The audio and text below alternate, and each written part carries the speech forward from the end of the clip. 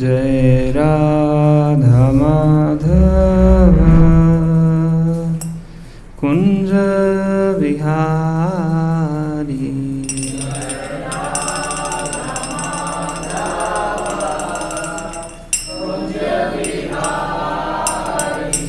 जय गोपी जन वल्लभ गिरिवरधारी।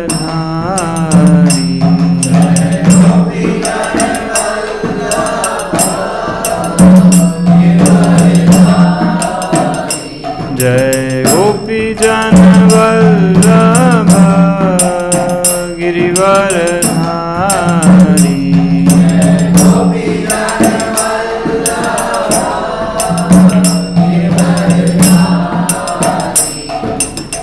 यशोदानंदन व्रजजननंदन।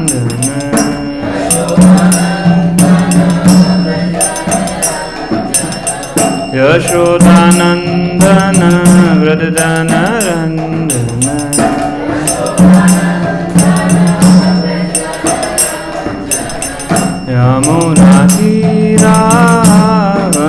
यमुनातीरावनचारी।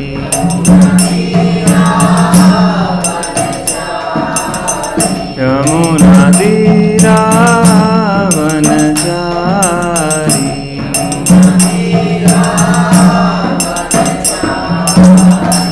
जय राधा माधव कुंज विहारी।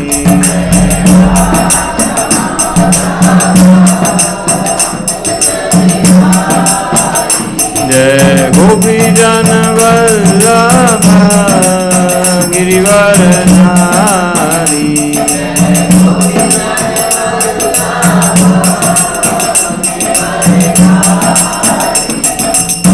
यशोदानंदन व्रजजननंदन।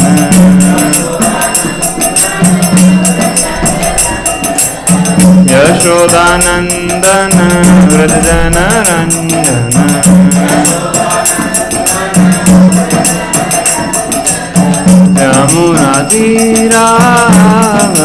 यमुनातीरावनचारी।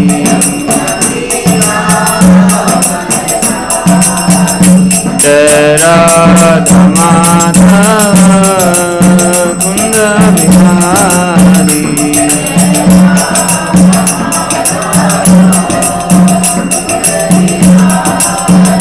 जय राधा माधव कुंज Vihari.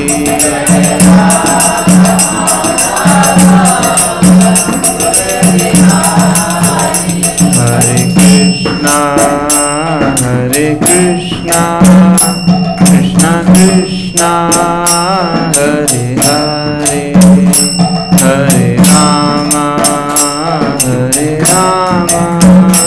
Ram Ram Hare Hare.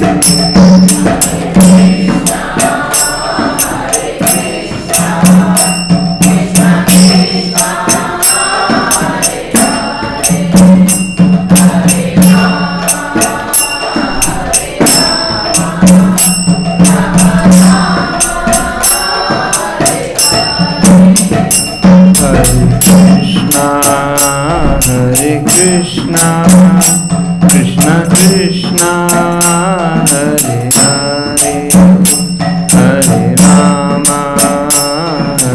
Rama Rama Rama Hare Hare।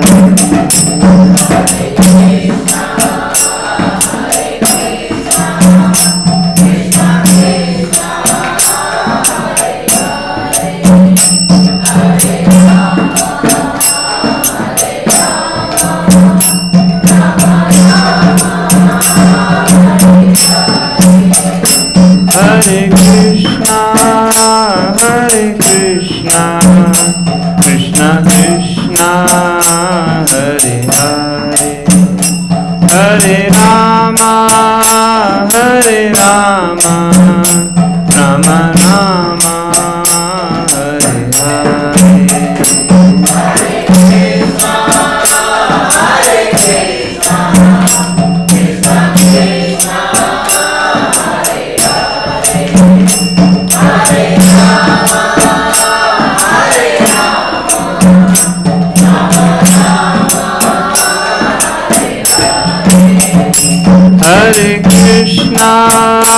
Hare Krishna, Krishna Krishna, Hare Hare, Hare Rama, Hare Rama, Rama Rama, Hare Hare.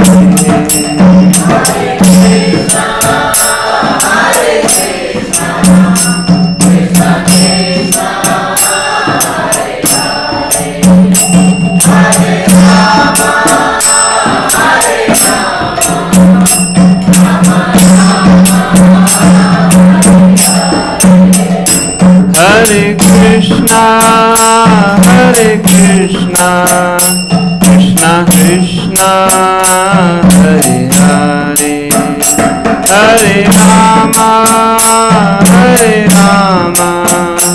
Rama Rama, Hare Hare.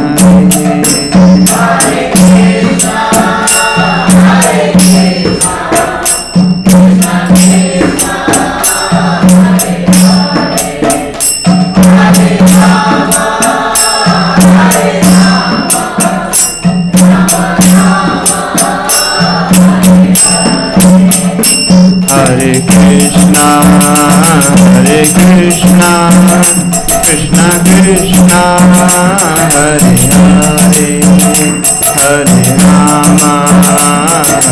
Rama, Rama Rama, Hare Hare.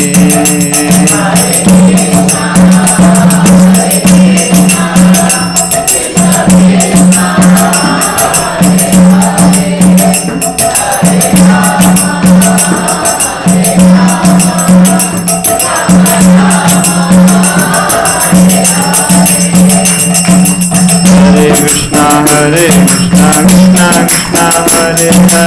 Krishna Krishna, Hare Hare, Hare Ram, Ram Ram, Hare Hare.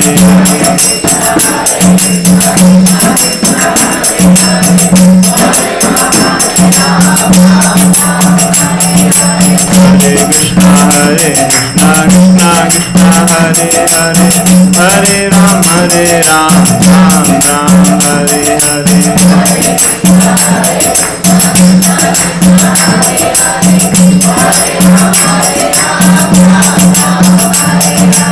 Hare Krishna, Krishna Krishna, Hare Hare, Hare Ram, Ram Ram, Hare Hare.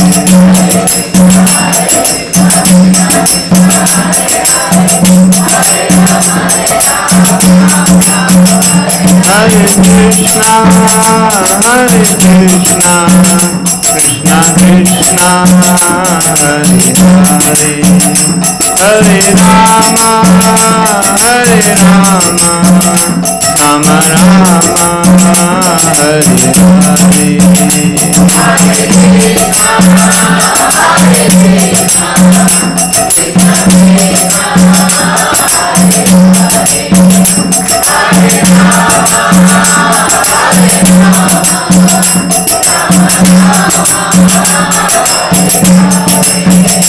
Jai Radha Radhika Raman Radha Radhika Raman Radhe.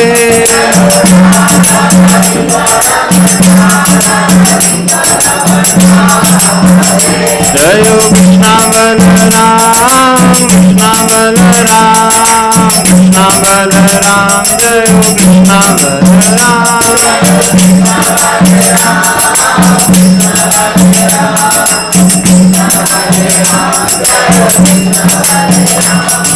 Jai Jagannath, Jai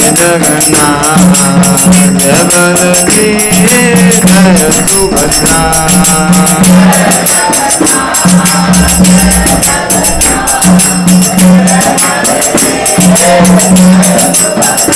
Jai Gaurani Jai, Gaurani Jai, Gaurani Jai, Jai Gaurani Jai.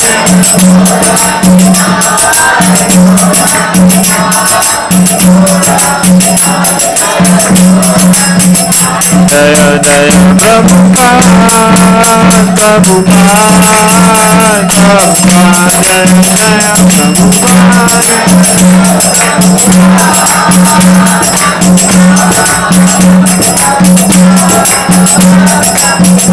नित्य गौर हरि बोल हरि बोल हरि बोल नित्य गौर हरि बोल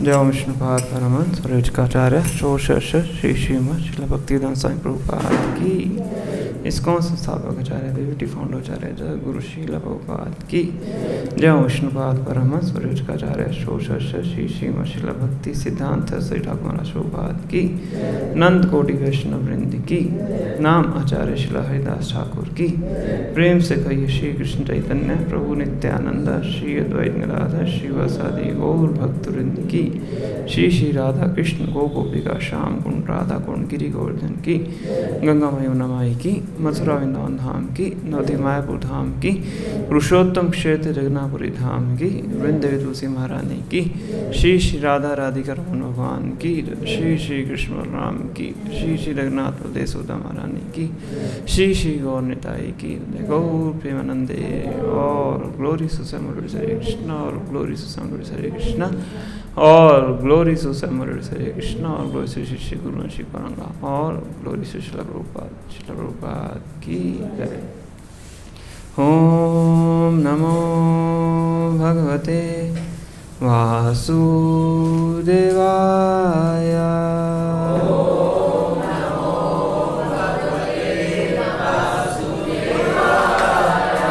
ओम नमो भगवते वासुदेवाय।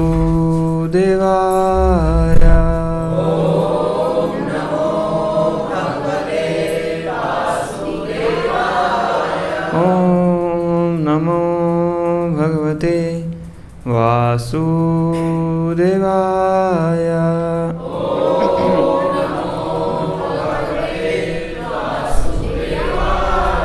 नारायणं नमस्कृत्य नरं चैव नरोत्तमं देवीं सरस्वतीं व्यासं ततो जयमुदीरये। शृण्वतां स्वकथा कृष्णा पुण्यः श्रवणकीर्तना हृदि अन्तस्थो ह्यभद्राणि विधुनोति सुहृत्सताम् नष्टप्रायेषु अभद्रेषु नित्यं भागवत सेवया भगवती उत्तम श्लोके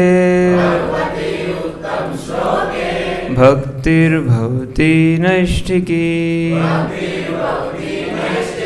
कृष्णाय वासुदेवाय देवकी नंदनाय च नंद गोपकुमाराय गोविंदाय नमो नमः। गोविंदाय नमो नमः। श्रीमद्भागवतम स्कंद 1 अध्याय 8 श्लोक संख्या 18। कुंती उवाच नमस्ते पुरुषं तवाद्यम् ईश्वरं प्रकृते परम् आलक्ष्यं सर्वभूतानां अन्तर्बहिरवस्थितम्। कुन्ती उवाच नमस्ते पुरुषं तवाद्यम् ईश्वरं प्रकृते परम् आलक्ष्यं सर्वभूतानां अन्तर्बहिः अवस्थितम्। कुन्ती उवाच मस्य पुरुषं तवाद्यम् ईश्वरं प्रकृते परम्। आलक्ष्यं सर्वभूतानां अन्तर्बहिः अवस्थितम्।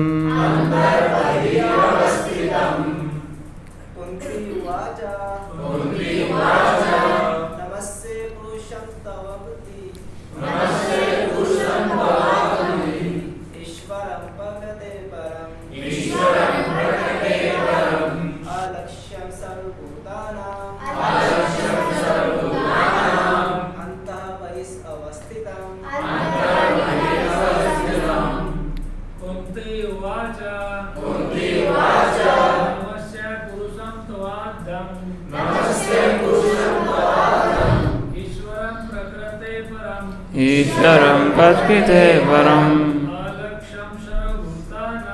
आलक्ष्यं सर्वभूतानां अन्तर्बहिः अवस्थितम्। कुन्ती उवाच अस्य पुरुषं तवाद्यम् ईश्वरं प्रकृते परम्। अलक्ष्यं सर्वभूतानां अन्तर्बहिः अवस्थितम्। माता जी। कुन्ती उवाच मस्य पुरुषं तवाद्यम् ईश्वरं प्रकृते परम्। अलक्ष्यं सर्वभूतानां अन्तर्बहिरवस्थितम्। कुन्ती उवाच अस्य पुरुषं तवाद्यम् ईश्वरं प्रकृते परम्। अलक्ष्यं सर्वभूतानां अन्तर्बहिरवस्थितम्। शब्दार्थ अनुवाद एवं तात्पर्य श्रील प्रभुपाद जी के द्वारा श्रील प्रभुपाद की। कुंती उवाच श्रीमती कुंती ने कहा नमस्ते मेरा नमस्कार है पुरुषम परम पुरुष को त्वा आप आद्यम मूल ईश्वरम नियंता प्रकृते भौतिक ब्रह्मांडों के परम परे अलक्ष्यम अदृश्य सर्व समस्त भूतानां जीवों के अंतः भीतर बहिः बाहर अवस्थितम स्थित। अनुवाद कृपया ध्यानपूर्वक सुनिए। श्रीमती कुंती ने कहा हे कृष्ण मैं आपको नमस्कार करती हूँ क्योंकि आप ही आदि पुरुष हैं और इस भौतिक जगत के गुणों से निर्लिप्त रहते हैं। आप समस्त वस्तुओं के भीतर तथा बाहर स्थित रहते हुए भी सबों के लिए अदृश्य हैं। तात्पर्य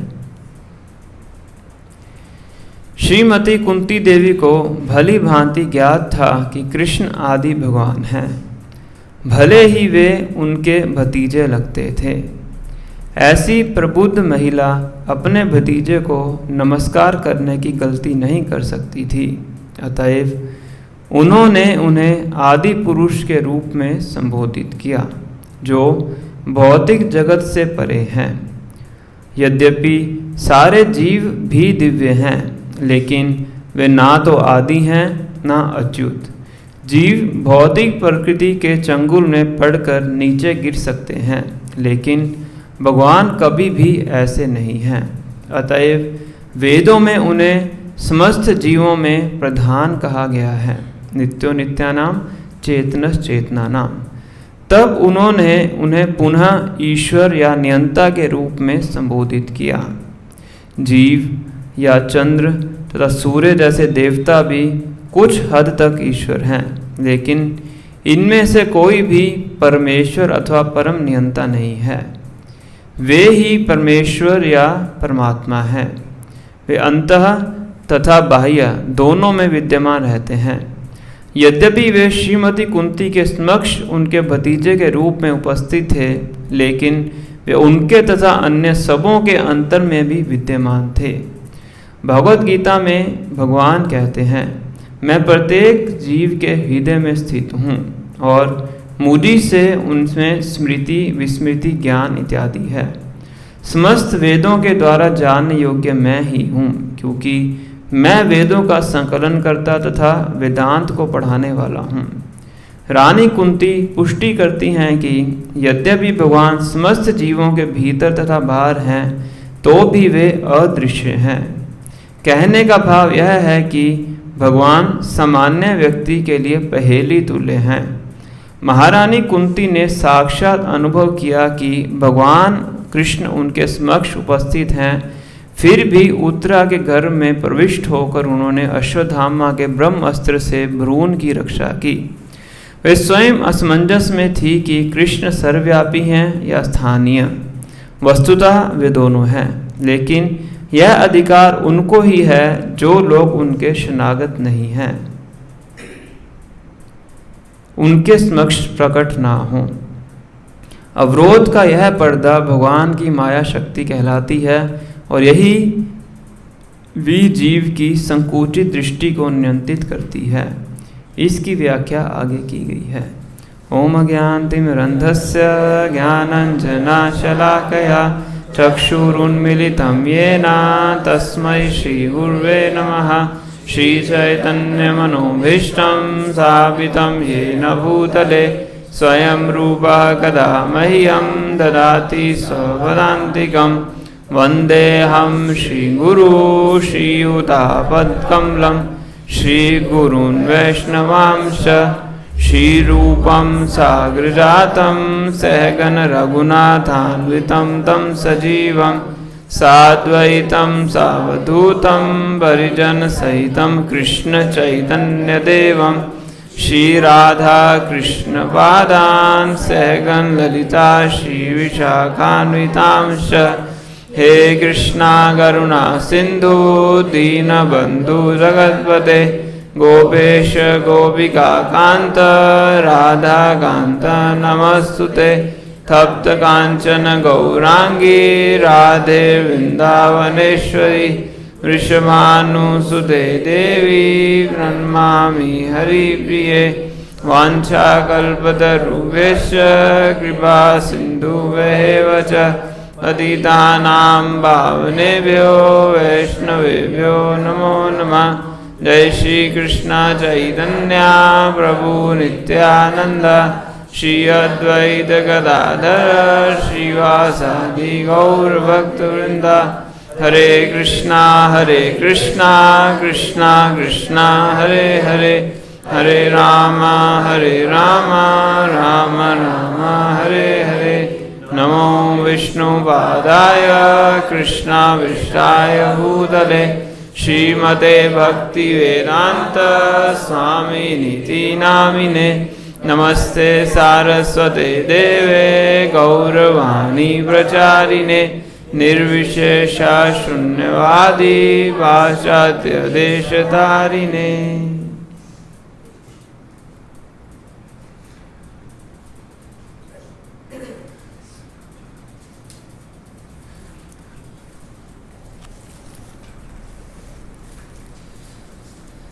हरे कृष्णा।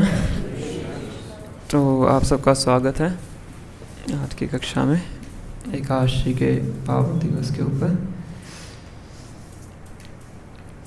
तो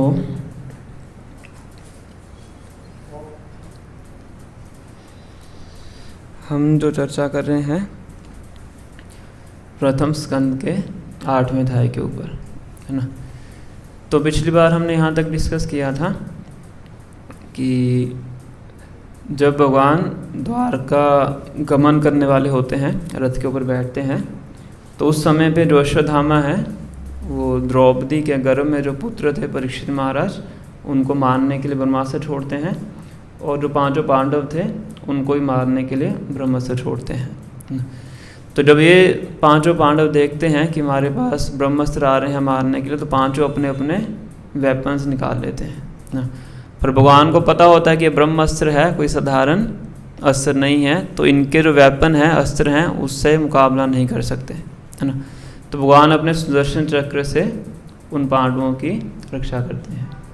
पर जो ब्रह्मास्त्र होता है उत्तरा माता के गर्भ में भ्रूण को, जो एम्ब्रियो होता है, उनको नष्ट करने का प्रयास करता है।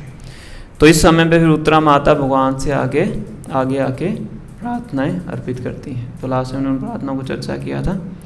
फिर भगवान उत्तरा माता के गर्भ में प्रवेश करते हैं चतुर्भुज रूप में, और बताया जाता है कि भगवान का जो गदा है, उस गदा के साथ वो ब्रह्मास्त्र के जो प्रभाव है उसको नष्ट करके परीक्षित महाराज की रक्षा करते हैं, है ना। तो यहाँ तक हमने चर्चा की थी। तो यहाँ पे भी एक महत्वपूर्ण बात है भगवान के चरित्र की, हम समझ सकते हैं कि 5 पांडव भगवान से रक्षा के लिए प्रार्थना भी नहीं करते हैं, है ना। ऐसा प्रसंग आता है, पांडव प्रार्थना नहीं करते हैं, उत्तरा माता प्रार्थना करती है ना, पर भगवान फिर भी पांडवों की रक्षा करते हैं। ऐसे प्रहलाद महाराज थे, प्रहलाद महाराज ने कभी भी भगवान नरसिंहदेव से प्रार्थना नहीं की कि मुझे इससे हिरण्यकश्यप से बचाइए, है ना। फिर भी भगवान स्वयं आके उनकी रक्षा करते हैं, है ना।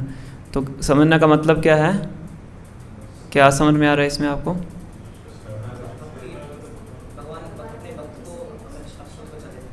बचा लेते हैं आप, रक्षा करते हैं, बिना प्रार्थना के भी रक्षा करते हैं। ऐसा नहीं कि भक्त प्रार्थना करेगा तभी भगवान रक्षा करेंगे, है ना। ऐसा नहीं, जो छोटा बच्चा होता है माता को पुकारेगा तभी माता उसकी रक्षा करेगी। तो भगवान इसको अपना दायित्व समझते हैं, है ना। इसलिए स्वयं आके, अगर भक्त प्रार्थना ना भी करे तभी भगवान आके उसकी रक्षा करते हैं, है ना। क्योंकि भगवान भक्त की रक्षा के लिए हमेशा अटेंटिव रहते हैं, है ना। भगवान को ज़्यादा चिंता होती है उनकी रक्षा करने के लिए। तो इस प्रकार से हम देखते हैं कि पांडवों के साथ भगवान का कितना घनिष्ठ संबंध है ना। पांडवों की भी रक्षा करते हैं, परीक्षित महाराज की भी रक्षा करते हैं, उनको कुरुक्षेत्र के युद्ध में जिताते भी हैं, राज्य भी वापस दिलाते हैं।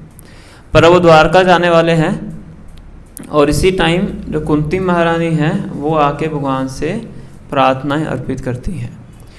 तो श्रीमद् भागवतम में हम देखते हैं सबसे पहली प्रार्थना किनकी है? कुंती महारानी की है ना। भागवतम अपने आप में ही इतना महत्वपूर्ण ग्रंथ है, हम शुरुआत में इसकी चर्चा कर चुके हैं, है ना। श्रीमद् भागवतम यम वैष्णवा नाम प्रियम, कि जितने वैष्णव हैं उन सबको श्रीमद् भागवतम प्रिय है ना। और सभी वैदिक शास्त्रों का पका हुआ फल है। निगम कल्पत्र और गलितम फलम, गलितम फलम मतलब पका हुआ मीठा फल, है ना। सुख मुखाद अमिदव संयुतम, और सुखदेव गोस्वामी के द्वारा बोला गया है ना। जैसे पके फल को तोता मूल गा देता है तो फल और मीठा हो जाता है। तो ऐसे इतने उच्च कोटि ग्रंथ में सबसे पहली प्रार्थना किनकी है? कुंती महारानी की, मतलब स्त्री की प्रार्थना है ना। कई बार लोग पूछते हैं ना कि भक्ति के अंदर स्त्रियों की कोई जगह नहीं है। अब देखिए इतने महत्वपूर्ण ग्रंथ में सबसे पहली प्रार्थना किनकी है? कुंती महारानी की, है ना। और आगे जाके और बहुत सी स्त्रियों की प्रार्थनाएं आती हैं। कर्दम मुनि की जो वाइफ थी देवहूति, उनकी प्रार्थनाएं आती हैं। और 10वां स्कंद जो सबसे महत्वपूर्ण पार्ट है श्रीमद् भागवतम का, उसमें गोपियों द्वारा गाई गई प्रार्थनाएं हैं। लगभग 5-6 अलग अलग प्रार्थनाएं हैं, उनको गीत बोला जाता है, तो वो गोपियों के द्वारा गाई गई है ना। और ये श्रीमती कुंती महारानी की ये महत्ता है ना, कि भागवतम में सबसे पहली प्रार्थना सुद गोस्वामी के द्वारा इनको प्रकट किया गया है ना। और कुंती महारानी का भगवान श्री कृष्ण से क्या संबंध है? भगवान श्री कृष्ण के भतीजे हैं। कुंती महारानी उनकी बुआ है ना, फादर की बहन, वसुदेव की बहन है ना। तो बुआ और भतीजे का संबंध कैसा होता है ना। तो एक तरह से वात्सल्य भाव हो गया ना, बच्चे वाला भाव हो गया ना, है ना। तो भगवान जब भी आते थे तो देव की माता के तुल्य ही उनको सम्मान करते थे, उनके चरण छूते थे ना, उनसे आशीर्वाद लेते थे। पर अब हम यहाँ पे क्या देख रहे हैं, कुंती महारानी क्या कह रही है, वो भगवान को प्रणाम कर रही है ना। मान लीजिए कोई बच्चा है, माता के चरण छूने जाए और माता बच्चे को प्रार्थना करना शुरू कर दे, है ना, तो कैसा लगेगा। पर भगवान के साथ उनका जो संबंध है, उस संबंध में एक तरह से क्या हो गया, वो चेंज हो गया है ना। तो बताया जाता है कि भगवान के दो तरह के परिकर हैं, एक तो है ब्रजवासी और एक है द्वारकावासी। अलग अलग तरह के परिकर होते हैं ना। तो व्रज के अंदर जितने ही ब्रजवासी हैं, भगवान के जब ऐश्वर्य को देखते हैं, वृंदावन के अंदर भगवान अपना अलग अलग तरीके से ऐश्वर्य दिखाते हैं, इतने महान महान असुर वृंदावन में आते हैं, तो भगवान बिना किसी अस्त्र शस्त्र को इस्तेमाल किए उनका वध करते हैं। ना कोई अस्त्र उठाते हैं, ना कोई शस्त्र उठाते हैं, है ना। मथुरा में आने के बाद तो भगवान अपना सब अस्त्र, सुदर्शन चक्र भी यूज़ करते हैं, गदा भी यूज़ करते हैं। ऐसा भी गदा यूज़ किया है ब्रह्मास्त्र का निवारण करने के लिए, धनुष बाण भी यूज़ करते हैं। पर वज्र के अंदर क्या करते हैं, सिर्फ हाथों से ही, है ना। केशी आया, उसके मुंह में हाथ डाल दिया, उसको मार दिया, है ना। बकासुर आया, दोनों हाथों से उसकी चोंच तोड़ के उसको मार दिया। अगासुर के पेट में घुस के अपना साइज़ बड़ा कर लिया, उसको मार दिया, है ना। तो ज़्यादा ऐश्वर्य तो भगवान ने कहाँ दिखाया है, वृंदावन में दिखाया है ना। उसने, इंद्र ने वर्षा की तो भगवान ने क्या किया, गोवर्धन को उठा लिया उल्टे हाथ की छोटी उंगली की नोक के ऊपर 7 दिन 7 रातों तक। तो इतना महान ऐश्वर्य भगवान ने वृंदावन में दिखाया। पर इतना ऐश्वर्य देखने के बावजूद भी जो व्रजवासी थे वो भगवान को भगवान नहीं मानते थे, है ना। कोई छोटा बच्चा है आपके घर में 7-8 साल का, 7 दिन 7 रात तक पूरे पहाड़ को उठा के खड़ा रहे, तो आप सोचोगे ना कि ये तो भगवान ही हो सकता है ना। पर वो क्या कहते थे, नहीं वो तो हमने लाठियां लगाई थी इसके नीचे, इसलिए गोवर्धन टिका रहा है ना। इसके बस की बात थोड़ा थी गोवर्धन को उठाना, है ना।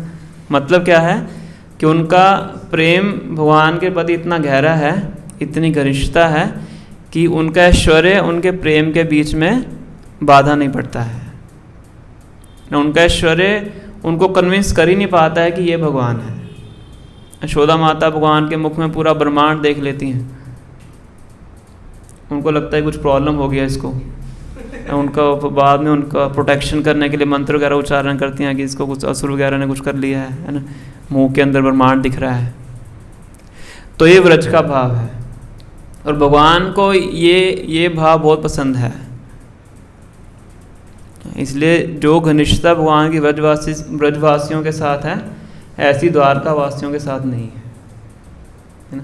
चैतन्य चरितामृत में इसका वर्णन आता है कि भगवान अपने धाम के अंदर बैठ के इस चीज़ के ऊपर चिंतन करते हैं कि व्रज के जो वासी हैं मुझसे कितना प्रेम करते हैं, और इस प्रेम को वितरण करने के लिए मैं इस पृथ्वी पे जाना चाहता हूँ, क्योंकि किसी के पास ऐसा प्रेम नहीं है। ज़्यादा से ज़्यादा लोग भक्ति करके वैकुंठ तक आ रहे हैं, गोलोक में कोई नहीं आ रहा है ना।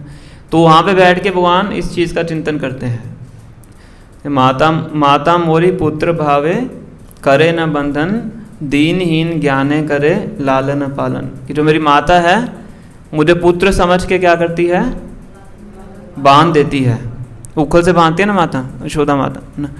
दीनहीन भावे करे लालन पालन, उनको लगता है कि मैं बहुत दीन व्यक्ति हूँ, अगर एक दिन खाना नहीं खाऊंगा पतला हो जाऊंगा, इसलिए मेरा क्या करती हैं, लालन पालन करती हैं, बहुत ध्यान रखती हैं। दिन में 8 बार खिलाती हैं, जंगल में जाता हूँ तो बांध के देती हैं। उनको ये नहीं पता कि पूरे विश्व को खिलाने वाले यही हैं, सारे विश्व को खिलाने वाले कौन है, भगवान है। एको बहुनाम यो विदधाति कमान, एक व्यक्ति हैं भगवान बहुधाती कामान, सभी अनंत जीवात्माओं का पालन पोषण करते हैं, है ना। पुरुषोत्तम माता को क्या लगता है, इसको लंच नहीं देंगे तो भूखा रह जाएगा, है ना। सखा मोरे सख्य भावे स्कंदे आरोहण, तुमी कौन बड़ा लोग तुमी आमी सम। जो मेरे सखा हैं, मेरे दोस्त समझ के क्या करते हैं, मेरे कंधे पे चढ़ जाते हैं और क्या बोलते हैं, तुम कौन से बड़े बाप के बेटे हो ना। मान लिया कि तुम व्रज के जो नंद महाराज हैं उनके बेटे हो, पर हमारे लिए क्या हो, हमारे सखा हो।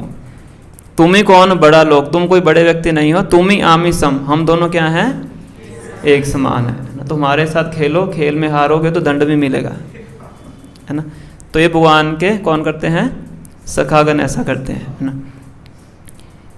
प्रिया मोरी मान करी करे न भरसन, वेद स्तुति हईते हारे सही मोरा मन। जो मेरी प्रिया हैं, जो गोपियां हैं, वो मान करके मेरी भर्सना करती हैं। तुम तो लंपट व्यक्ति हो, आज हमारे साथ घूम रहे हो, कल को किसी और के साथ घूमते हो, है ना। वेद स्तुति हईते हारे सही मोरा मन, तो उनकी जो गालियां हैं मुझे वेदों की स्तुतियों से भी ज़्यादा प्रसन्न करती हैं, है ना। वेदों की स्तुतियों से भगवान की वर्शिप की जाती है। पुरुषुक्ता प्रेयर्स हैं, ये गोविंदम आदि पुरुषम प्रेयर, सब वेदास की प्रेयर्स हैं। पर भगवान को क्या पसंद है, जो गोपियाँ उनकी भर्सना करती हैं, वो भगवान कहते हैं वेद स्तुति हईते हारे सही मोरा मन। वेदों की स्तुतियों से ज़्यादा प्रसन्न मुझे ये इनकी गालियाँ करती हैं। तो ऐसा संबंध भगवान का किनके साथ है, व्रजवासियों के साथ है। तो भगवान का ऐश्वर्य उनके प्रेम के ऊपर बाधा नहीं पड़ता है। पर द्वारका वासियों में हम देखते हैं कि उनका भी भगवान के साथ सखा का संबंध, ऐसे अर्जुन भगवान के सखा हैं, ये कुंती महारानी के साथ भगवान श्री कृष्ण का एक तरह से वात्सल्य भाव है ना। पर जब वो भगवान का ऐश्वर्य देखते हैं तो उनके इस संबंध के अंदर शीतलता आ जाती है, शिथिल पड़ जाता है ना।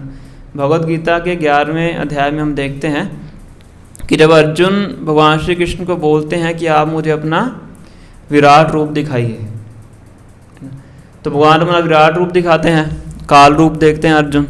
और जैसे भगवान का विराट रूप देखते हैं, सारा जो सखा का संबंध था सब भूल जाते हैं, है ना।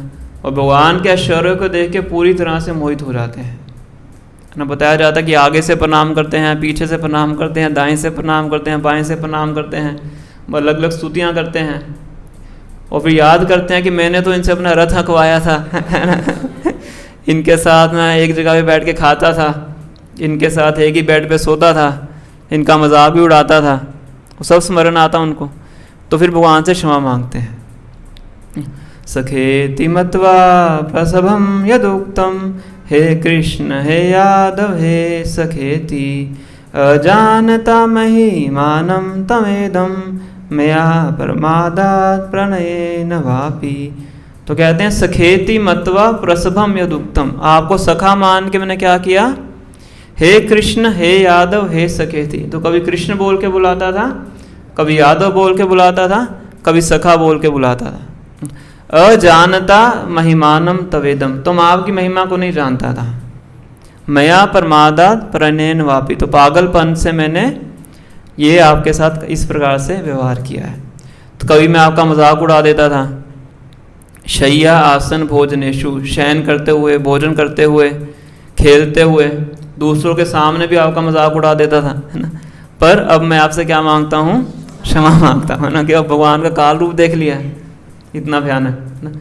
तो भगवान का ऐश्वर्य देखने के बाद क्या हो गया, उनका जो सखा का संबंध था वो शिथिल पड़ जाता है। अब भगवान का ऐश्वर्य हावी हो गया है ना। अब उनको ज्ञात आ गया कि यही परम पुरुषोत्तम भगवान है ना। और अभी कुंती महारानी ने देखा कि कुरुक्षेत्र के युद्ध में भगवान ने पांडवों को बचाने के लिए अपना इतना ऐश्वर्य दिखाया, है ना। कौरव सेना के अंदर बहुत बड़े बड़े अस्त्र थे, बहुत बड़े बड़े योद्धा थे, तो उन सबसे भगवान ने अर्जुन को बचाया। और अभी तुरंत क्या किया है,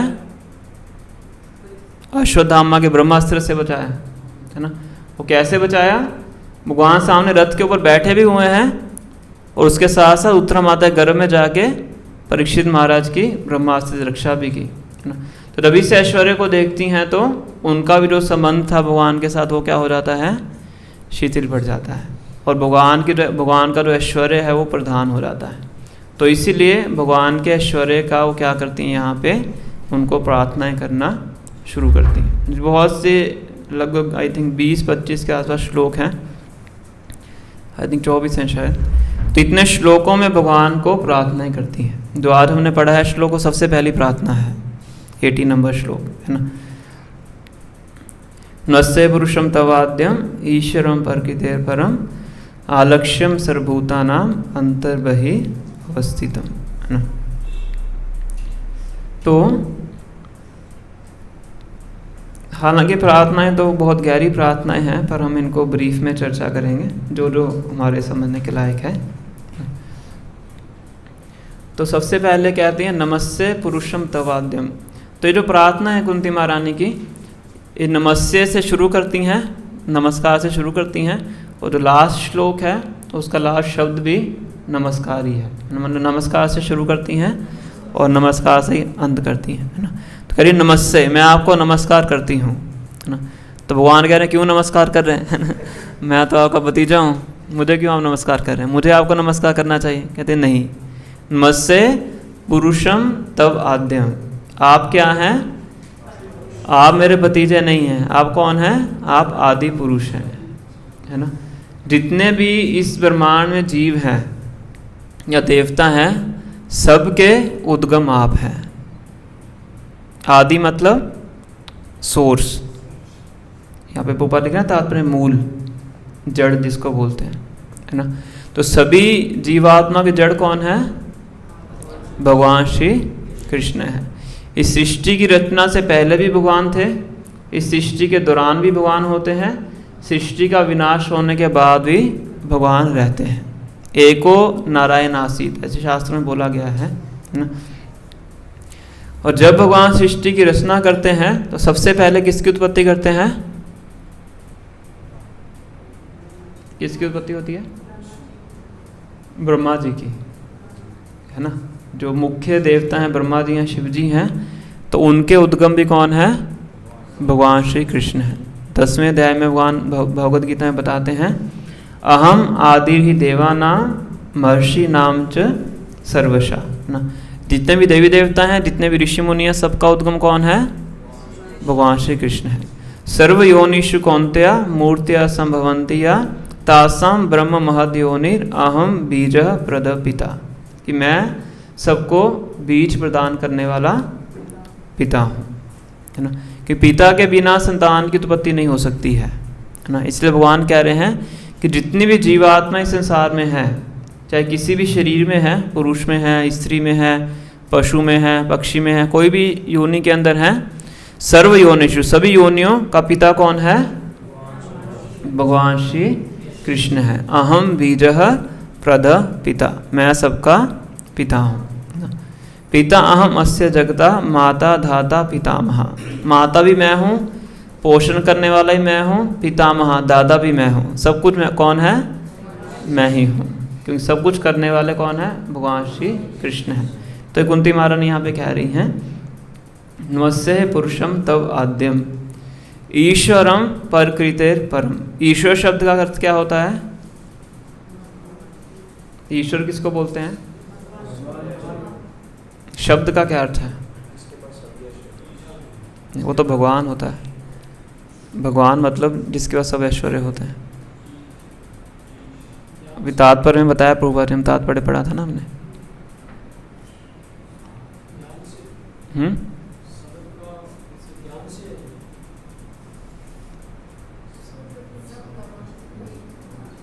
ईश्वर नियंता, है ना। ईश्वर मतलब कंट्रोलर। तो कुछ मात्रा में हम भी क्या हैं, ईश्वर हैं, है ना। हम भी कुछ कुछ चीज़ें कंट्रोल करते हैं ना। इस रिमोट से एसी कंट्रोल कर सकते हो आप, है ना। तो पोपा कहते थे हम कौन हैं, हम टाइनी ईश्वर हैं, छोटे ईश्वर हैं। हम हवा में एरोप्लेन उड़ा सकते हैं, है ना। चंद्रयान वगैरह का चल रहा है ना काफ़ी ना, तो वो सब हम छोटा मोटा चीज़ें हम कंट्रोल कर सकते हैं ना। पर हम परम ईश्वर नहीं हैं। परम ईश्वर मतलब सुप्रीम कंट्रोलर, जो हर कुछ कंट्रोल कर सकता है ना। हम छोटी छोटी चीज़ें कंट्रोल कर सकते हैं, अपने शरीर को कंट्रोल नहीं कर सकते हम, है ना। कोई बूढ़ा होने से अपने आप को रोक सकता है? बीमारी को रोक सकता है? नहीं रोक सकता। तो कुछ कुछ चीज़ें कंट्रोल कर सकते हैं, पर भगवान क्या है, हर चीज़ को कंट्रोल कर सकते हैं। बड़े बड़े ग्रह भगवान हवा में उड़ाते हैं, धरती भी हवा में तैर रही है, सूर्य हवा में तैर रहा है, चंद्रमा हवा में तैर रहा है, तो कौन तैराता है उनको? भगवान तैराते हैं।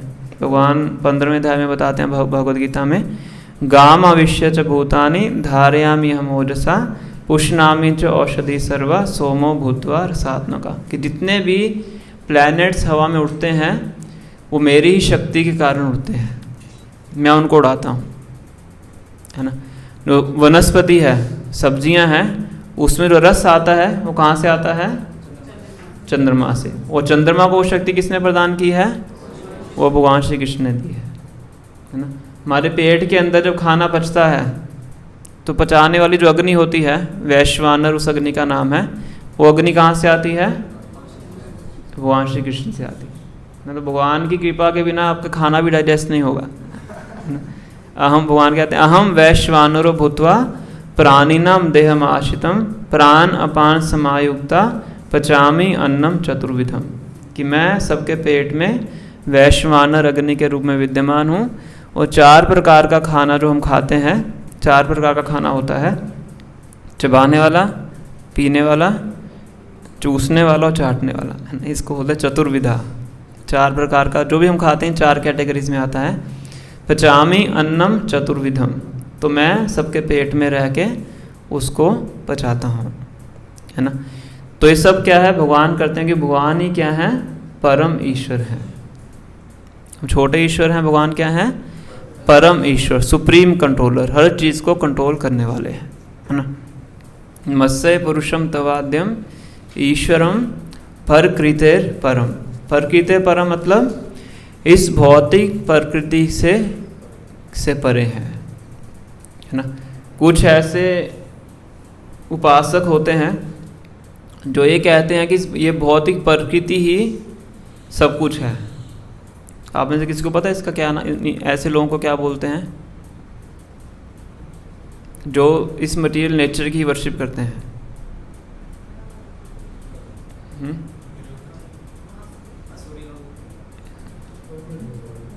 इंग्लिश में एक वर्ड है पैंथीज्म, पैंथीस्ट, शायद पता नहीं होगा आपको। पैंथीस्ट का मतलब होता है जो इस भौतिक प्रकृति को ही वर्शिप करते हैं। सूर्य की पूजा करेंगे, तो सूर्य उदय होता है तो अब हम सब काम करना शुरू कर सकते हैं, उसी से पूरा जीवन चलता है। नदियों की पूजा करेंगे, नदियों में पानी बहता है तो हम पी सकते हैं। हवा, पहाड़ों से खनिज आते हैं, है ना। चंद्रमा, उसे रोशनी आती है। इस तरह से पूरी भौतिक प्रकृति की क्या करते हैं? पूजा करते हैं कि ये बहुत महान है ना। पर इस प्रकृति के पीछे कौन है? भगवान श्री कृष्ण है। प्रकृति एक मशीन के समान है। हम पढ़ते हैं ना, इकोलॉजिकल साइकिल पूरा पढ़ते हैं, आपने में भी बचपन में पढ़ा हो, 10th क्लास में आता है। पूरा इकोलॉजिकल साइकिल होता है, किस तरह से समुद्र में पानी है, उसको इवेपोरेट करके सूर्य बादल बनाता है, फिर बादल से वर्षा होती है, वर्षा से भी नदियों में पानी आता है। इस प्रकार से पूरा साइकिल उसमें एक्सप्लेन किया जाता है ना। तो ये एक मशीन के समान है भौतिक प्रकृति, और इस मशीन को चलाता कौन है? भगवान श्री कृष्ण चलाते हैं। भगवान 9वें अध्याय के 10वें श्लोक में बताते हैं, मया अध्यक्षेन प्रकृति सूयते साचराचरम हेतु नानेन कौन्तेया जगत विपरिवर्तते, कि ये जितनी भी भौतिक प्रकृति है मेरी अध्यक्षता में कार्य करती है। भगवान उसकी अध्यक्षता करते हैं, है ना। तो भगवान इस भौतिक प्रकृति को कंट्रोल करते हैं और इस भौतिक प्रकृति से परे भी हैं, है ना। भगवान यहाँ पे हैं, इस भौतिक जगत के विद्यमान है अपनी शक्तियों के माध्यम से, पर विद्यमान होते हुए भी क्या हैं? इस पूरे भौतिक जगत से परे हैं ना। और जैसे मान लीजिए कोई व्यक्ति है, वो कोयले की खान के अंदर है, तो अपने आप को कोयले की क्या कहेंगे उसको, कालिक लगने से बचा सकता है? कितना भी कोशिश कर ले, है ना। जैसे ही कोई भी जीवात्मा इस संसार के अंदर है, वो अपने आप को इस भौतिक प्रकृति के प्रभाव से नहीं बचा सकता है ना। भौतिक प्रकृति का जो प्रभाव है वो प्रकृति के तीनों गुणों के माध्यम से अनुभव होता है। कौन से हैं तीन गुण? रजोगुण, तमोगुण और सतोगुण, है ना। जो भी इस भौतिक प्रकृति में है वो इन तीनों गुणों के प्रभाव में है। जैसे ही वो यहाँ पे प्रवेश करता है इस जगत के अंदर, उसको तीनों गुण क्या करते हैं? अपने प्रभाव में ले लेते हैं। पर इनका प्रभाव भगवान श्री कृष्ण के ऊपर नहीं पड़ता है। हर किसी के ऊपर पड़ता है, देवी देवताओं के ऊपर भी पड़ता है। देवता भी रजो तमोगुण में आ जाते हैं, अधिकांशतः सतोगुण में रहते हैं, पर कभी कभी रजोगुण तमोगुण देखने को ही मिलता है ना। पर भगवान श्री कृष्ण के ऊपर न सतोगुण, न रजोगुण, न तमोगुण प्रभाव डाल सकता है। यहाँ तमोगुण का क्या लक्षण है?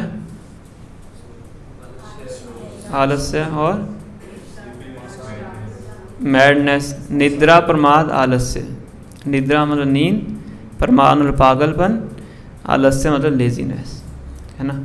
पर इनका प्रभाव भगवान के नहीं पड़ता है ना। भगवान जब सोते भी हैं तो कौन सी नींद में सोते हैं?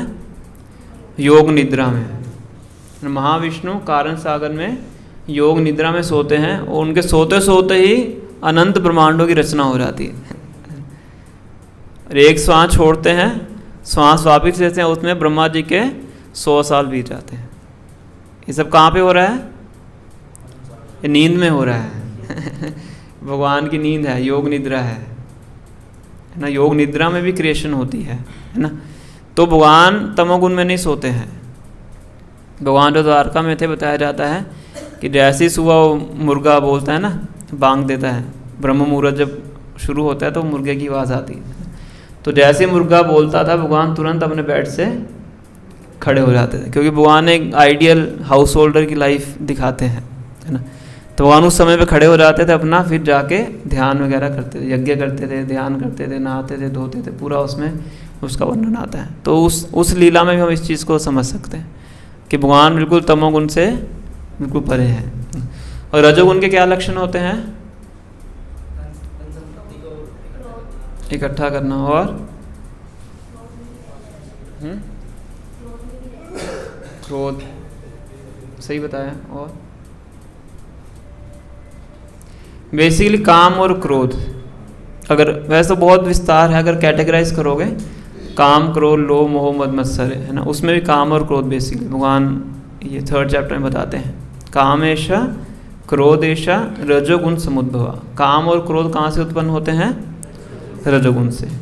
तो भगवान के अंदर काम और क्रोध बिल्कुल भी नहीं है ना। एक बार भृगु मुनि, हम काफ़ी बार सुन चुके हैं पास्ट टाइम, भृगु मुनि ब्रह्मा विष्णु महेश तीनों को परीक्षा लेने के लिए निकलते हैं ना। ब्रह्मा जी के पास जाते हैं, उनको प्रणाम नहीं करते हैं, ब्रह्मा जी क्रोध में आ जाते हैं। फिर शिव जी के पास जाते हैं, शिव जी उनको गले लगाने के लिए आते हैं। भृगु मुनि उनके भाई हैं, उनका अपमान कर देते हैं कि दूर हटो मुझसे, तुम शमशान में रहते हो, ये सब राख वाख लगा के रखते हो, मैं तो नहा के आया हूँ, मुझे टच मत करो। तो शिव जी क्रोध में आ जाते हैं। विष्णु लोक में जाते हैं, और विष्णु लोक में जाके क्या करते हैं? भगवान विष्णु की छाती पे लात मारते हैं, परीक्षा करने जाते हैं, है ना। पर भगवान के अंदर अंश मात्र भी क्रोध उत्पन्न नहीं होता है। फिर वो समझ आते हैं कि इन तीनों में विष्णु ही है जो कि श्रेष्ठ, मतलब भगवान है, भगवान की कैटेगरी में है, बाकी दोनों जीव की कैटेगरी में है ना। क्रोध और काम, एक बार स्वयं कामदेव आते हैं, नर नारायण ऋषि जो कि भगवान के अवतार हैं, उनकी तपस्या को भंग करने के लिए, है ना। इंद्र उनको भेजते हैं, क्योंकि इंद्र किसी को भी ज़्यादा तपस्या करते हुए देखते हैं तो इनसिक्योर हो जाते हैं, है ना। क्यों इनसिक्योर होते हैं? क्योंकि उनको लगता है कि मेरी गद्दी चली जाएगी। क्योंकि तपस्या करके आप इंद्र बन सकते हैं। इंद्र का एक नाम है शतक्रतु। शतक्रतु मतलब जो 100 अश्वमेध यज्ञ कर लेता है, क्रतु मतलब यज्ञ, शत मतलब 100, जो 100 अश्वमेध यज्ञ कर लेता है तो वो इंद्र की पोस्ट लेने के लिए एलिजिबल हो जाता है। इंद्र पोस्ट का नाम है, इंद्र व्यक्ति का नाम नहीं है। जैसे प्राइम मिनिस्टर पोस्ट का नाम है, व्यक्ति का नाम नहीं है। व्यक्ति का नाम क्या है? पोस्ट का नाम है प्राइम मिनिस्टर। इस तरह से पोस्ट का नाम है इंद्र, और व्यक्ति का नाम क्या है? पुरंद्र। अभी जो है इंद्र वो पुरंद्र है ना। तो इसे जो भी ज़्यादा तपस्या करते हैं इंद्र इनसिक्योर हो जाते हैं, है ना। तो फिर किसी ना किसी तरीके से तपस्या भंग करने का प्रयास करते हैं। तो इस टाइम पे क्या भेजते हैं वो, कामदेव को भेजते हैं और साथ में कुछ अप्सराओं को भेजते हैं। नर नारायण ऋषि बद्रिकाश्रम, अभी भी हम बद्रिकाश्रम जाते हैं तो वहाँ पे वो बताया जाता है कि अभी भी तपस्या करते हैं। तो कामदेव आते हैं, अपना डांस वांस करते हैं, जो उनका तरीका होता है, बाण वगैरह छोड़ते हैं। कामदेव के पास बताया था 5 बाण होते हैं, उन 5 बाणों से वो किसी को भी संसार के अंदर मोहित कर सकते हैं, है ना। तो छोड़ते हैं, कोई फ़र्क नहीं पड़ता है, पूरा परेशान हो जाते हैं। फिर नर नारायण ऋषि क्या करते हैं, अपने शरीर से और अप्सराएं उत्पन्न कर देते हैं। बताते हैं कि वो अप्सराएं इतनी सुंदर होती हैं, जो अप्सराएं कामदेव लेके आते हैं उनके सामने बंदरी के समान लगती हैं। इतनी सुंदर अप्सराएं भगवान अपने शरीर से ही पैदा कर देते हैं, और उनमें से एक अप्सरा देते हैं कि जाओ मेरी तरफ से इंद्र के लिए गिफ्ट है। उर्वशी नाम की अप्सरा हम जानते हैं, वो अभी तक स्वर्ग में सबसे सुंदर है ना। तो कोई भी भगवान के ऊपर काम या क्रोध का प्रभाव नहीं डाल सकता है ना। इस तरह से हम जानते हैं कि भगवान क्या है, रजोगुण से ही परे है ना। और सतोगुण का क्या प्रभाव होता है,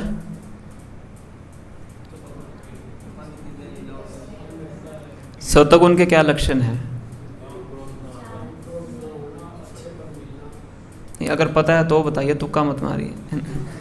तुक्के का तो कोई अंत ही नहीं है, हम काफ़ी बार चर्चा कर चुके हैं क्लास के अंदर। क्लैनलीनेस हो गया, ओके, वेरी नाइस। और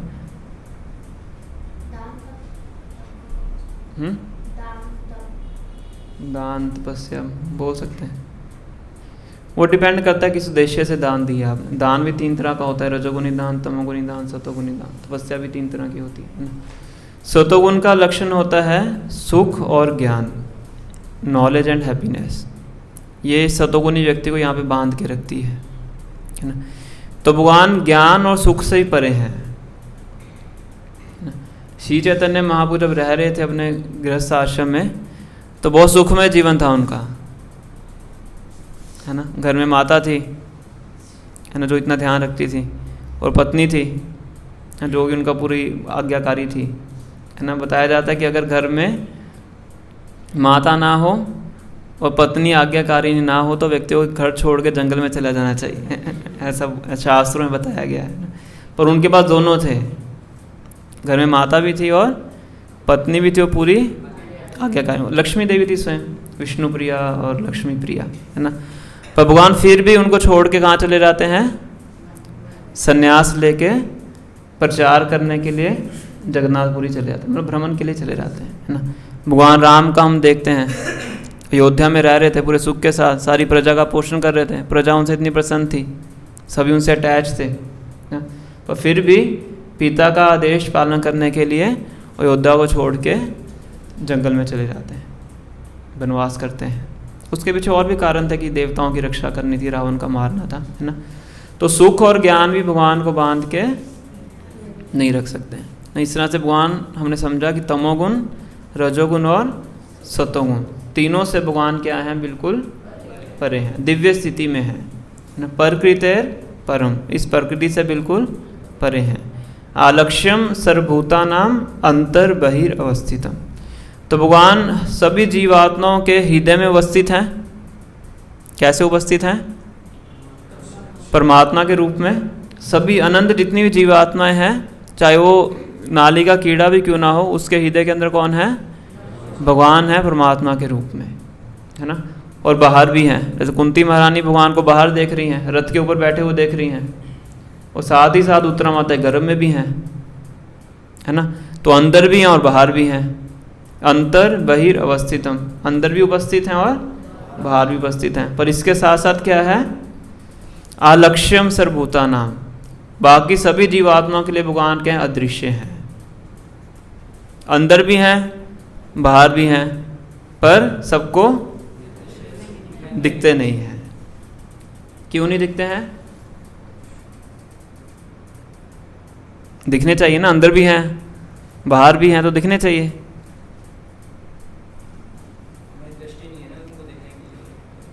हमारी दृष्टि नहीं है, और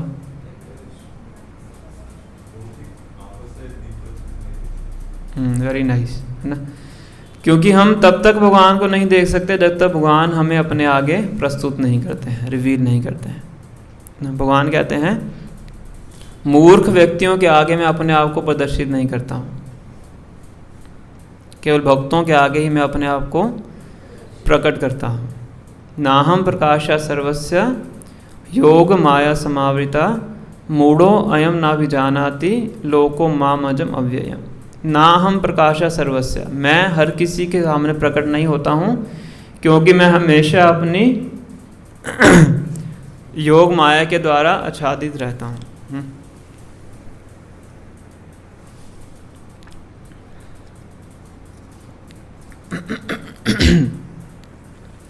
भगवान किससे आच्छादित रहते हैं? योग माया से। तो भगवान अगर सामने प्रस्थित हो भी जाएं, तभी भी व्यक्ति भगवान को समझ नहीं सकता कि ये भगवान है, अगर भगवान नहीं चाहते हैं तो, है ना। जब भगवान श्री कृष्ण प्रकट इस पृथ्वी पे आते हैं तो बहुत गिने चुने लोग होते हैं जिनको समझ में आता है कि वो भगवान है। ऐसे कुंती महारानी बता रही है कि आप भगवान हैं, बाकियों को पता नहीं लगता।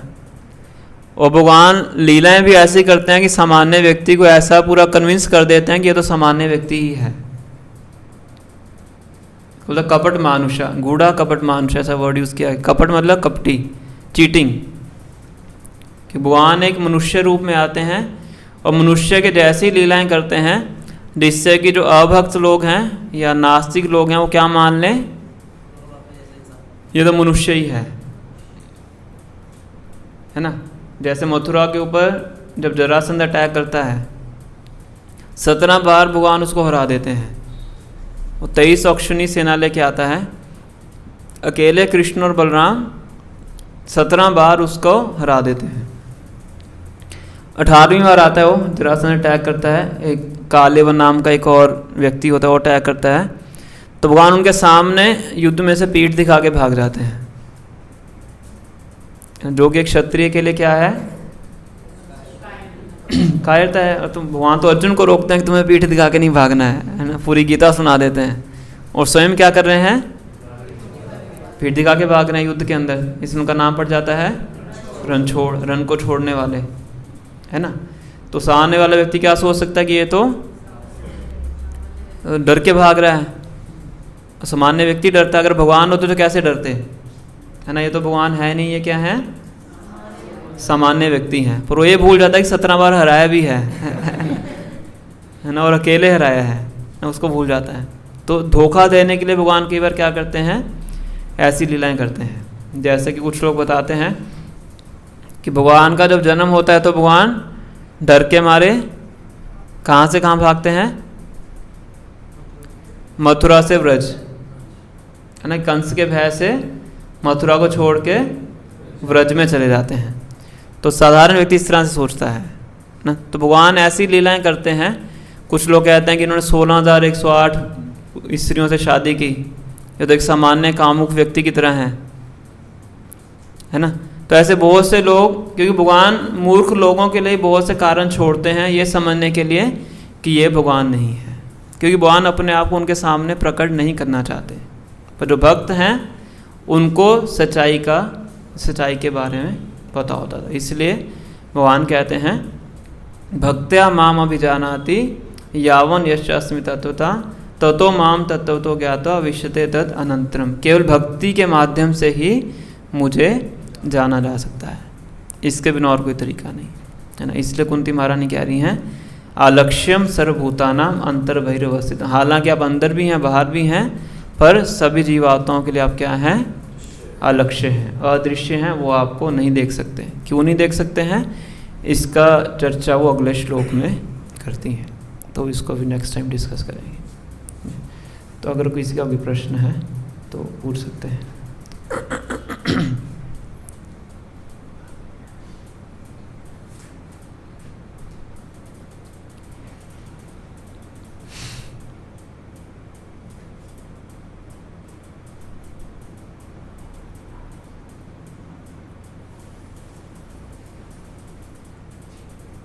आपने बताया तो कुंती माता है जो कृष्ण भगवान की बुआ जी है, ऐसे जो कृष्ण भगवान ने जो उनकी बहन का नाम सुभद्रा था, तो कृष्ण भगवान ने क्या किया था, जो अभिमन्यु थे उनसे शादी करवा दी, तो भाई बहन का रिश्ता नहीं है। तो उस टाइम पे अलग अलग वंशों के अंदर ऐसा होता था। भगवान तो वृष्णि वंश में थे, समझ रहे हो? और जो मन्यु थे वो कुरुवंश में थे, तो वंश अलग अलग हो गया। तो पहले उस टाइम पे इतना बड़ा फैमिली का होता था, जैसे भगवान की जो संतानें बताई जाती हैं करोड़ों की संख्या में थी। 16,108 पत्नियाँ होगी, हर पत्नी के साथ 10 पुत्र, और हर पुत्र के आगे फिर 10 पुत्र। हमारा कितना बड़ा वंश होता था, तो इसलिए अलग अलग उसके अंदर शादियाँ होती थी, इस तरह से होता था। सुभद्रा महारानी की शादी अर्जुन से होती है, उत्तरा की शादी अभिमन्यु से होती है, जो कि सुभद्रा महारानी के पुत्र थे अभिमन्यु। तो उसकी लीला आती है कैसे शादी होती है, क्योंकि बलराम जी दुर्योधन से करवाना चाहते थे। दुर्योधन बलराम जी को बहुत प्रिय थे, उनके शिष्य थे, गदा युद्ध उन्होंने ही सिखाया था, बलराम जी ने दुर्योधन को, पर भगवान चाहते थे कि इनसे हो। तो वो भगवान की अलग लीलाएं हैं, है ना। पर पहले अलग अलग वंश के अंदर ऐसा होता था। तो कुरुवंश है, वृष्णि वंश है। ऐसा प्रश्न बहुत बार भक्त पूछते हैं। कोई और प्रश्न?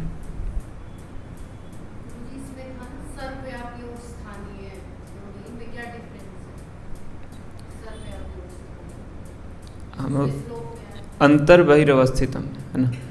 अंतर बहि का मतलब ये है कि भगवान हम सबके हृदय में परमात्मा के रूप में रहते हैं, अंतर, है ना। बहि मतलब बाहर, है ना। बाहर भगवान अपनी शक्तियों के माध्यम से हर जगह पे विद्यमान है, तो ये अंतर और बहि इस तरह से। तो भगवान तो इस पूरे ब्रह्मांड में ही विद्यमान है, अलग अलग तरीके से विद्यमान है ना। ब्रह्मा जी ब्रह्म संहिता में बताते हैं कि हर एटम के अंदर भगवान है। अंडांतरस्थ परमाणु चयांतरस्थम, परमाणु मतलब एटम, कि एटम के अंदर ही भगवान है, उसी से शक्ति प्राप्त होती है ना। तो भगवान तो हर जगह पे विद्यमान है ही, अलग अलग तरीके से विद्यमान है। हमारे अंदर परमात्मा रूप से हैं, बाहर अपनी शक्तियों के माध्यम से हैं, और स्वयं भी आते हैं। जब अपनी प्रकट लीला करनी होती है तो स्वयं भगवान भी आते हैं। जैसे कुंती महारानी भगवान को बिल्कुल आँखों के आमने सामने देखती हैं, और भगवान हमारे सामने अर्च विग्रह के रूप में भी आते हैं, है ना। तो वो भी आप बाहरी रूप से उनको देख सकते हैं, और आंतरिक रूप से जो ध्यान योगी हैं वो भगवान के परमात्मा रूप के ऊपर दर्शन करते हैं, उनके ऊपर ध्यान। तो अंदर भी हैं बाहर भी हैं, इस चीज़ को बता रही है।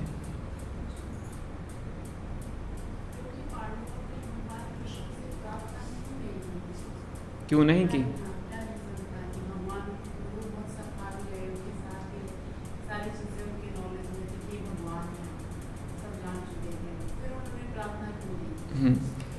पहला पॉइंट तो ये है कि पांडवों को पता नहीं था कि ब्रह्मास्त्र है। पांडवों को लगा कोई सामान्य सा अस्त्र है, तुम अपने अस्त्रों से इसका प्रतिकार कर लेंगे, पर भगवान को पता था कि ब्रह्मास्त्र है। और कई बार जो शुद्ध भक्ति की कैटेगरी के भक्त होते हैं, भगवान से अपनी रक्षा के लिए प्रार्थना भी नहीं करते हैं। जैसे प्रहलाद महाराज का मैंने आपको उदाहरण बताया कि भगवान के साथ वो संबंध में इतने गहरे होते हैं, उनको पता है कि भगवान रक्षा करेंगे, तो इसके लिए प्रार्थना करने की आवश्यकता नहीं है। या वो भगवान से सेवा नहीं लेना चाहते, एक ये भी कारण होता है। शुद्ध भक्त हैं, भगवान से सेवा नहीं लेना चाहते, भगवान की सेवा करना चाहते हैं, तो इसलिए भी कई बार देखा जाता है कि वो प्रार्थना नहीं करते हैं। तो अलग अलग परिस्थिति में भक्तों का भी अलग अलग व्यवहार हो सकता है, केस टू केस डिपेंड करता है। कई बार ब्रजवासी भी हम देखते हैं भगवान से प्रार्थना करते हैं, जब इंद्र वर्षा करते हैं तो ब्रजवासी आगे प्रार्थना करते हैं, है ना। और जब अगासुर के मुंह के अंदर ग्वाल वाल घुस जाते हैं तो प्रार्थना नहीं करते हो। तो कोई कहता है कि ये लग रहा है कि ये तो बहुत बड़ा सांप है, ये जो पहाड़ियाँ हैं इसके दांत हैं, और जो अंदर से हवा आ रही है ये इसकी सांस की दुर्गंध है, तो हमें अंदर नहीं जाना चाहिए। तो कहते नहीं वो कृष्ण खड़ा है ना, वो देख लेगा अपने आप, कुछ होगा ना, वो अपना खेलते घुस जाते हैं।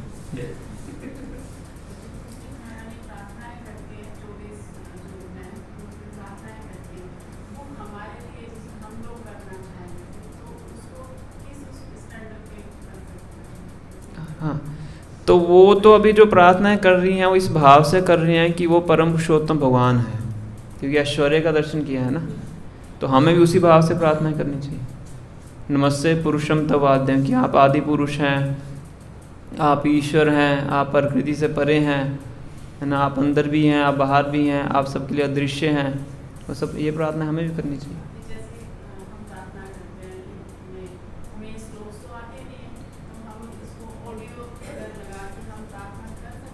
कर सकते हैं, पढ़ के भी उच्चारण कर सकते हैं, याद भी कर सकते हैं। जो मंगलाचरण में श्लोक आता है ना, कृष्णाय वासुदेवाय, ये कुंती महारानी की प्रार्थना का श्लोक है। और आगे जाके आप देखेंगे कि इतनी, ये तो शुरुआत है, जैसे जैसे प्रार्थनाएं आगे बढ़ेंगी तो और गहरी होती जाएंगी कुंती महारानी। हाँ, तो इसको पढ़ के उच्चारण कर सकते हैं।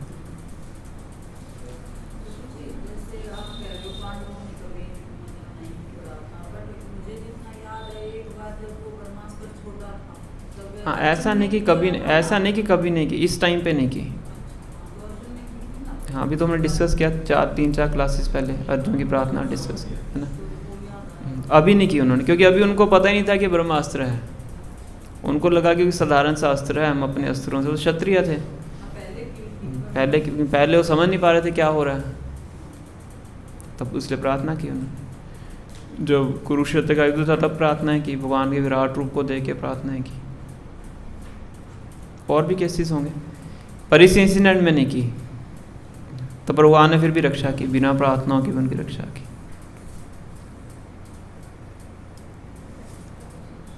जैसे आपने बताया कि भगवान श्री कृष्ण क्रोध से परे हैं, तो जैसे सब बोलते हैं कि भगवान नाराज हो जाते हैं, भगवान, तो ऐसा कुछ होता है कि श्री कृष्ण हमसे नाराज हो जाते हैं? यस, भगवान भक्तों से थोड़ा नाराज होते हैं।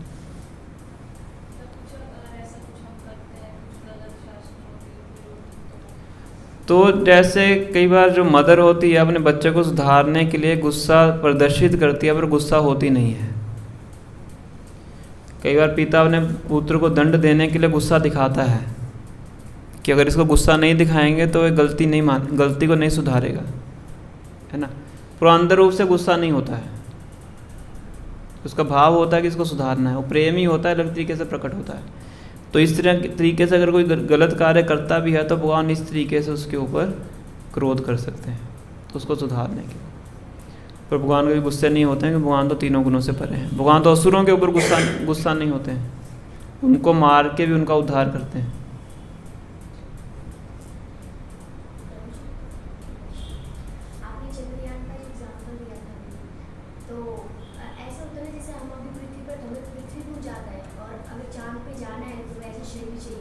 तो अगर ये चंद्रयान अगर लॉन्च हो भी रहा है तो इसकी इतना लॉजिकल थी कि वहाँ तो पहुँचे ही नहीं जा सकते। ऐसा प्रभुपाद भी बोलते थे कि आप मून पे जा ही नहीं सकते, क्योंकि सिर्फ आत्मा जा सकती, शरीर नहीं जा सकता। और वर्शिप भी करके आते हैं, जैसे हमारे साइंटिस्ट करके आए थे कि ये मतलब सक्सेसफुल हो। एक्चुअल में वो जो सैटेलाइट की जो इमेजेस आती है वो किस चीज़ की आती है, क्या होता है, इतना लॉजिकल नहीं है वहाँ पे भेजना। प्रभुपाद जी के टाइम पे भी ऐसा काफ़ी कुछ था। उस टाइम पे तो बहुत था प्रभुपाद के समय पे। तो उस टाइम प्रभुपाद जी अकेले ही थे, वो कहते थे कि अमेरिका चंद्र पे नहीं गया है। हालांकि हर जगह न्यूज़ में आता था कि हम चंद्र पे जाके आए, हम मून पे जाके आए। पोपा कहते थे कि नहीं गया, वो जा ही नहीं सकते। और अभी हम देखते हैं कि मून होएक्स थ्योरी आती है ना, आपने देखी होगी कि नासा ने वो एक तरह से वो किया था। कोई एक वीडियो से भी आती है कि कैसे उन्होंने एक अलग जगह पे जाके वीडियोस वगैरह बना के दिखा दिया कि हम मून पे जाके आए हैं, है ना। तो मून होएक्स थ्योरी अगर आप सर्च करो गूगल पे आपको मिल जाएगी, है ना, HOAX, मून होएक्स थ्योरी, उससे पूरा वीडियो बना हुआ है। तो शास्त्रों के अनुसार तो बुआ कहते थे कि चंद्रमा बहुत ज़्यादा दूर है, वहाँ पे नहीं जाया जा सकता। वो स्वर्गीय ग्रहों में आता है, हेवनली प्लैनेट्स में आता है जो चंद्रमा है ना। तो बिना तपस्याओं के उस तरीके से वहाँ पे मैकेनिकल मीन्स से वहाँ जाना असंभव है। बुआ तो ऐसा कहते थे। रहने की बात तो छोड़ दीजिए, है ना, उसके लिए तो फिर वैसा ही शरीर आपको चाहिए होगा जैसा वहाँ पे रिक्वायरमेंट होती है। हर ग्रह का अपना अपना एटमॉस्फेयर होता है, उसके हिसाब से अलग अलग शरीर होता है। श्री श्री राधाधिकरण भगवान की जय, श्री श्री कृष्ण बलराम की जय, श्री श्री जगन्नाथ बलदेव सुभद्रा महारानी की, श्री श्री गौर निताई की जय, गुरु श्रील प्रभुपाद की जय, गौर प्रेमानंदे हरे कृष्णा कृष्णा कृष्णा हरे हरे, हरे राम राम राम, हरे